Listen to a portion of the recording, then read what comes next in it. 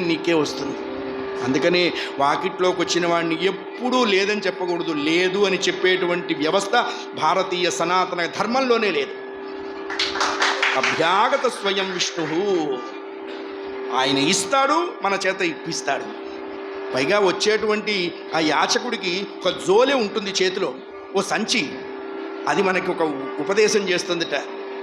రే, ఈ జోలె వీడి జోలికి ఎందుకు వచ్చిందో నీకు తెలుసా అని అడుగుతుందిట. ఎందుకు వచ్చిందమ్మా? వీడు ఫ్లాష్ బ్యాక్లో బాగా ఉన్నవాడేరా, ఎవడు వాకిట్లోకి వచ్చినా లేదు, ఓ దున్నపోతులాగా ఉన్నావు, పని చేసుకోకూడదు, ఈ ఉపదేశాలన్నీ ఇస్తుంటారు. చేసి వచ్చే వాళ్ళకే పని లేని రోజులు ఇవి. వాడు కూడా ఏం పని చేస్తూ వస్తాడు? వాడి దగ్గర మనం అద్వైత వేదాంత సిద్ధి, అద్వైత రత్నాకరం చెప్పక్కర్లా. వాడి గుప్పెడు బియ్యం పెట్టో ఓ రూపాయి ఇచ్చో పంపించాలి. వాకిట్లోకి వచ్చిన వాడికి లేదు అని చెప్పడం చేత ఈ జోలె వీడి జోలికి వచ్చిందిరా, నువ్వు కూడా చెప్పామనుకో, ఈ జోలె నీ జోలికి కూడా వస్తుంది, జాగ్రత్త. అందుకనే ఎప్పుడూ దేహి అన్నవాడికి నాస్తి అన్న శబ్దం లేదు. పంచభక్ష పరమాన్నాలు పెట్టక్కర్లా, పచ్చడన్నం పెట్టినా చాలు.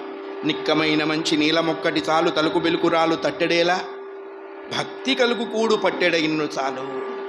ఆ ఇల్లాలు సిగ్గుతో చచ్చిపో